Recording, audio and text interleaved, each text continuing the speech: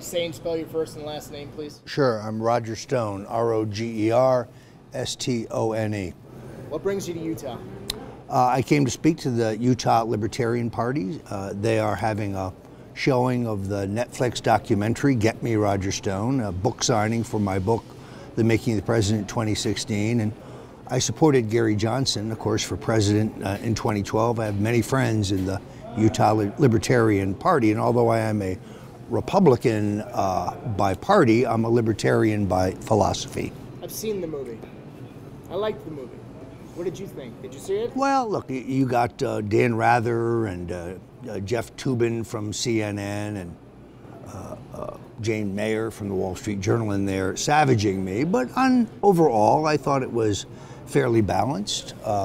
You know, in my view, the only thing worse than being talked about is not being talked about. Thank you very much. I thought that was incredibly too long. You know, look, even though folks like Dan Rather and Jeff Toobin from CNN, Jane Mayer, get to take their shots at me, it was, I think, a relatively balanced and fair depiction of the first half of my career. People said to me, a reporter today said to me, well, you've had an illustrious career. I said, no, I'm having an illustrious career. I'm nowhere near finished yet. You've had an illustrious career. What, in your opinion, is your greatest achievement in the political realm? I haven't had an illustrious political career. I'm still having one. I'm not even close to finished yet, and I'm already thinking about 2020. In terms of the accomplishments of which I'm proudest, I guess it would be my role in the election of Ronald Reagan, who I worked for in 1976, 1980, and 1984. And I really thought that would be the high watermark, the greatest political opportunity you could have until I got involved with Donald Trump. Make America great again.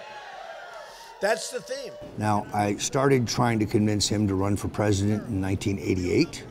I tried again in 2000. I tried again in 2012 when he really did come very close to challenging Mitt Romney. And then, of course, culminating in his incredible and improbable victory in 2016. That I will faithfully execute. The office of President of the United States. The office of President of the United States. Whether he can be successful as an outsider who is trying to break up the two-party duopoly, the elite of the Republicans and Democrats who have worked together to destroy this country, because no one party could have gotten us to this place by themselves. They had to do it together. The Bushes and the Clintons are indistinguishable. They're exactly the same. They have the same policies: endless war, erosion of our civil liberties, massive debt and spending and borrowing, trade deals that suck the jobs out of America, immigration policies that leave our streets and neighborhoods unsafe, and a stagnant economy that could be vibrant and robust with a better tax policy. So it's a tall order. Trump is an outsider surrounded by hyenas, some right there in his own White House. It's a course that is fraught with peril going forward, in a certain sense, given his Supreme Court Justice nominee, who was easily confirmed, the record stock market, the slashing of regulations at all levels, which isn't that apparent to the eye, but it's clearly having a positive effect on the economy.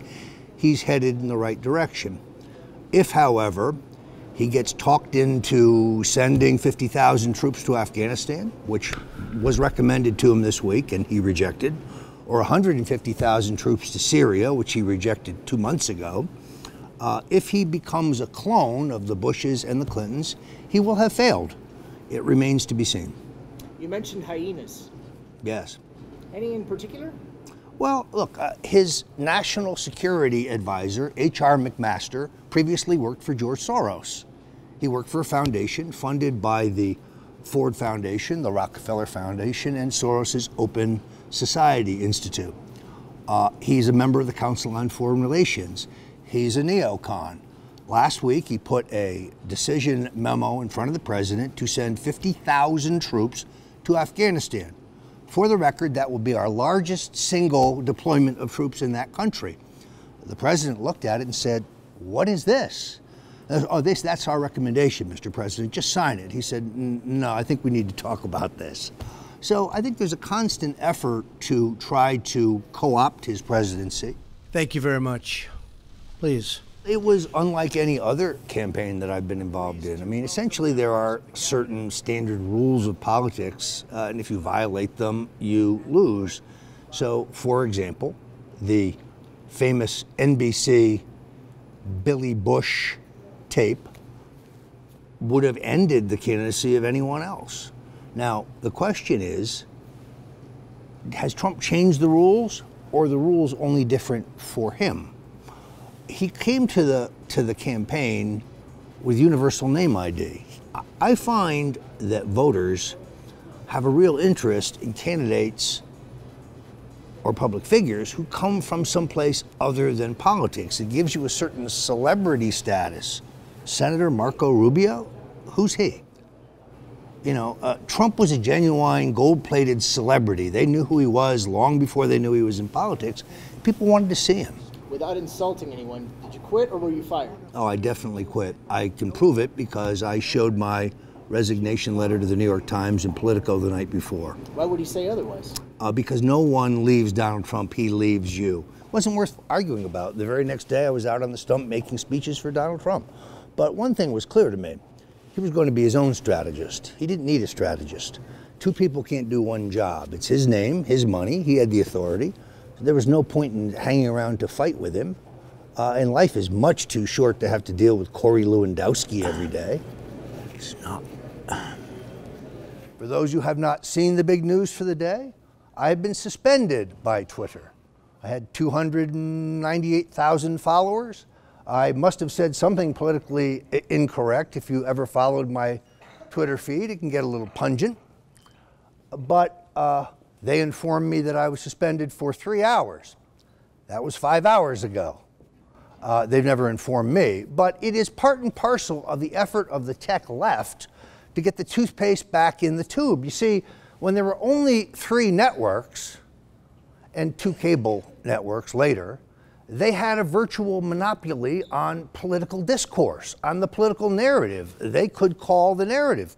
I'll give you an example. Lee Harvey Oswald killed President John F. Kennedy and he acted alone. But there was no other forum for anybody to express an alternative point of view or present an alternative case.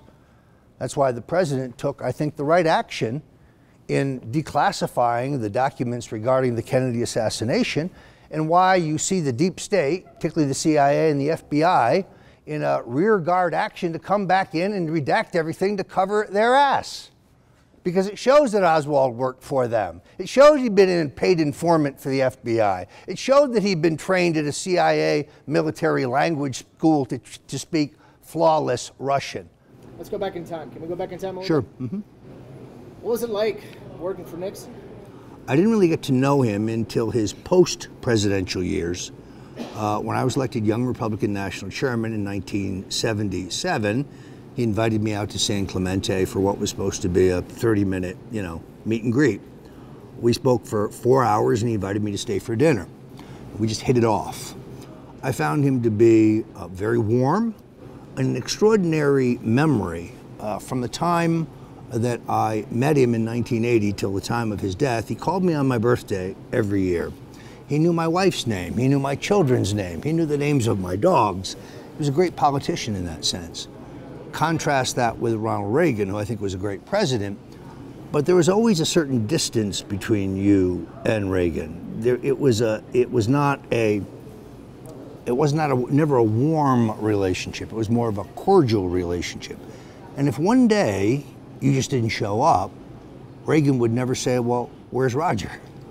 If one day somebody else was there in your job, he would not even miss a beat. Thank you. Thank you. Talk about your book.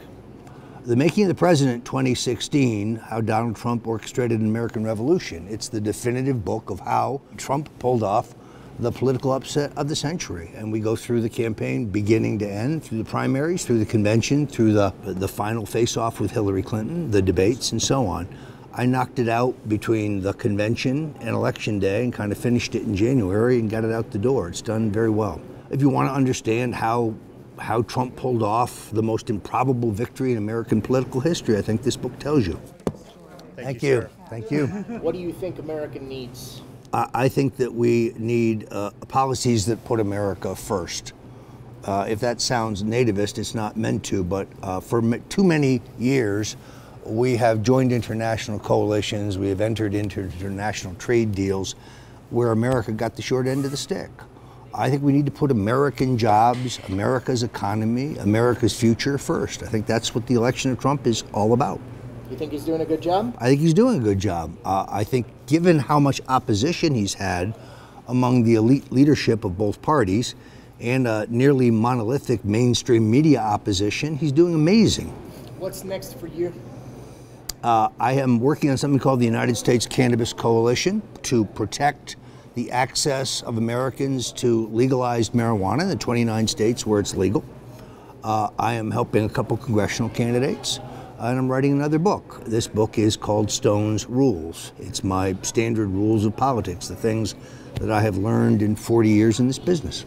All right, thank you very much.